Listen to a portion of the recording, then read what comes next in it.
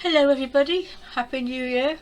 2021, number 5 year, means lots of communication on lots of levels. We're all going to be talking a lot more quickly, hopefully not.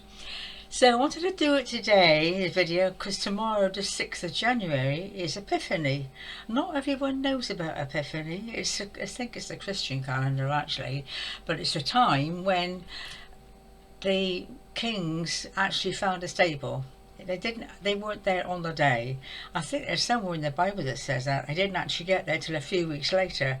So the 6th of January is called Epiphany, and it's quite a important time really. I've got my little nativity scene outside in the hallway, and I shall take it down tomorrow. Oh, my little rituals. And I want to talk today about, I think I've called it self-approval. It's a tricky subject, isn't it, self-love? I haven't quite got there yet. I'm getting there, and I just wanted to share a moment with you because it was quite important to me after I sort of struggled for 40 odd years. Now we know 40 is pretty sort of important time, isn't it? I think the Master did 40 days and 40 nights, well I seem to have done 40 years. 10 years as my husband, and then I left and I did another 30, and it does seem to be a 40 cycle, 40-year cycle, because I feel I've come to some sort of completion. It's an odd feeling, isn't it? You've done something, you come to the end of it, but it really has been 40 years of a very, very difficult time. A lot of us have been at the moment.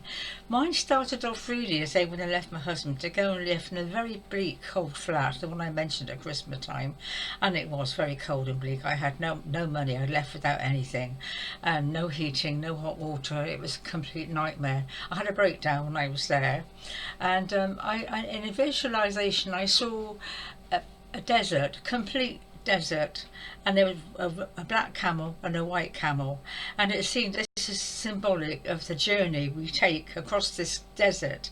Nothing there, just these two camels, one for good and one for bad, I guess.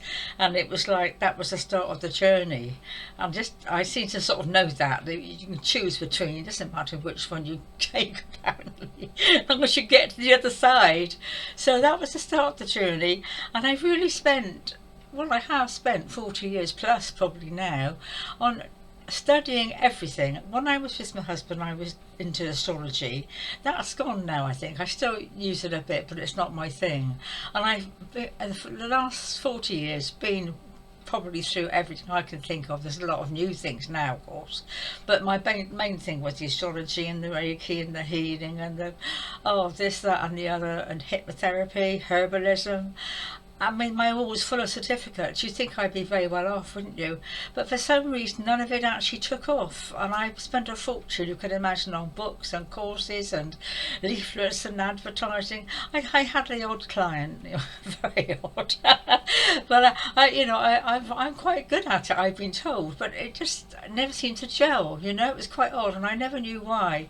But when I was married, I did see a clairvoyant, and I think it was a medium actually. And they warned me, if you stay with your husband, you are going to become ill and your mission will not be there for you. Which seems to be the case, because I don't really think I found my mission yet. I'm not quite sure what it is, although I think it is probably communication. But I stayed with my husband for my daughter's sake, because I wanted her to get to university. And if I'd left, I don't think, although she's very clever obviously, we wouldn't have made it, because I didn't have the money or the health to cope with her on my own. So I stayed with him, I guess, under very, very difficult circumstances, to help her to get to uni, which she did. And then when she went to uni, of course, I decided I could leave. So I did leave and went into this very strange flat, and the journey began. And it was quite a strange journey, and it has been quite a strange journey. And I did feel that I've worked very hard, and what we all have, haven't we? And it just seemed to me I was getting nowhere, absolutely nowhere at all. And then I did this workshop in Bath, the Egyptian weighing of the heart. And there was a lady there, she talked to all of us and individually, and I asked her I said, why is I used to call it spiritual counselling, why is it just not working? She said, because it's not for this lifetime. So that was dashed my hopes rather, because I thought, golly, all the work I put in, and that wasn't probably about 20 years ago, I don't know, has all been in vain. But of course it isn't in vain, because I think I was doing a rewind, going back over old things to clear out. Someone called it a backward progression, which I think made a lot of sense to me. So I've already got it there, but I'm having to sort of retrace my steps, a bit like you rewind a video. You can't do that now, can you? Anyway, so it was a bit like, well, that's it then. What else am I going to do? I've got all these skills, and I have got loads of skills, but none of them seem to be the one, you know. And then, of course, I decided to write a book about my peculiar relationship that I haven't yet talked about. I did a little bit, the prostitute one. Very strange relationship, and I've written a second book about another thing that's happened to me in the last few years, actually, and loads and loads and loads of short stories. So I think writing probably is the thing, although recently I've gone off that as well.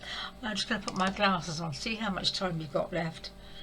6 minutes. I say it's only 6 minutes, and I say I rabbit on for another 6. So I want to really try and keep it brief, because I realise that people don't watch the whole 10 minutes anyway, and the best stuff's at the end. Well, I think it is, when I get warmed up. So anyway, here I am. I've done all these years, and the last 5 have been the worst, probably. Witness Bungalow, when I moved here 5 years ago, I became very, very ill. I've always had something called CFS, glandular fever, ME. I've always had it, and it comes and goes. But when I moved here, I really crashed. I'd already had 10 house moves in the last 20 years, which is quite exhausting, run out of money.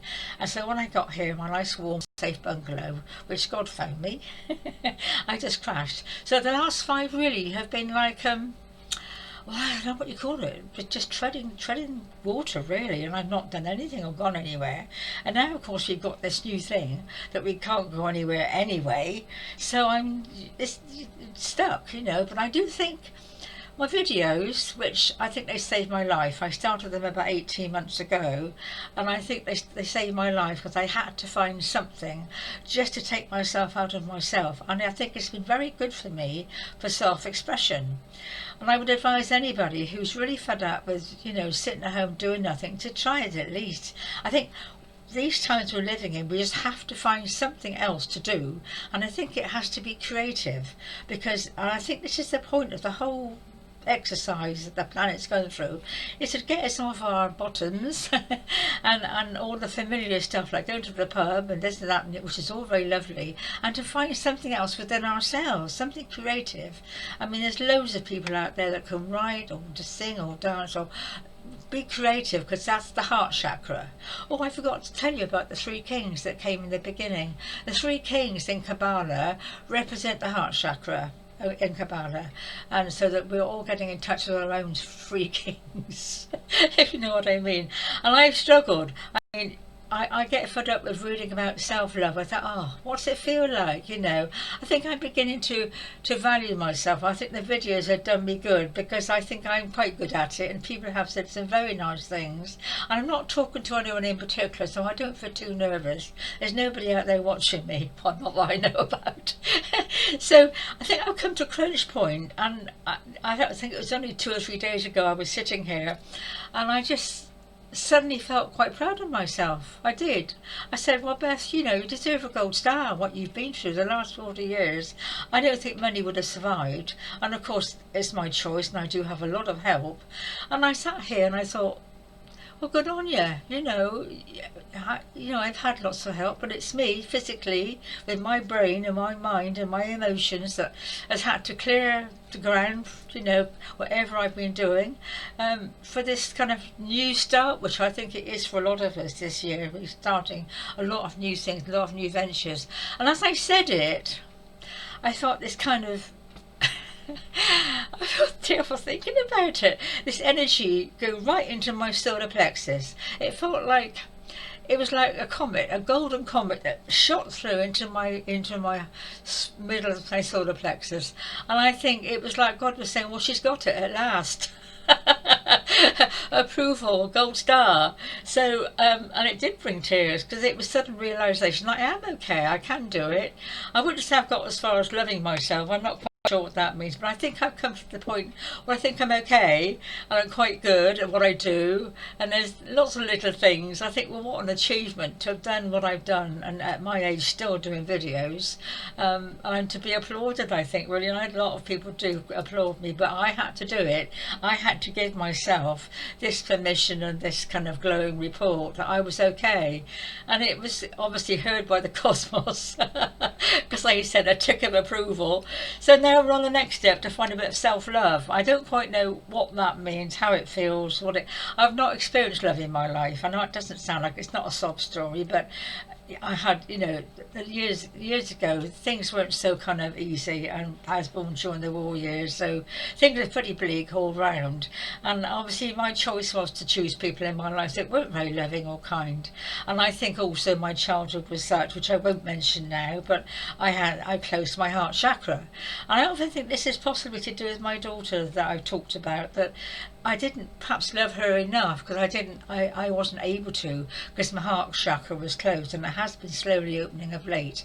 So, and that's quite painful because you open the heart chakra, you start to feel the pain and the emotion and all the upheaval. So, but you have to do it. You can't keep it closed forever. So maybe that's allowed me to feel a bit more love for myself, and also allowed other people to love me.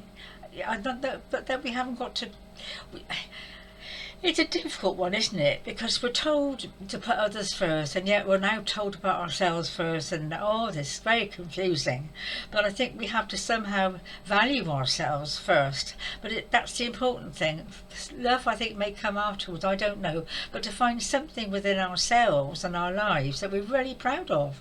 It might be just having a child, or making a cake, or, really applaud ourselves for what we've done, because it is a challenge. And I think to bring forward that creativity in difficult circumstances is something that I think that the cosmos is calling us to do.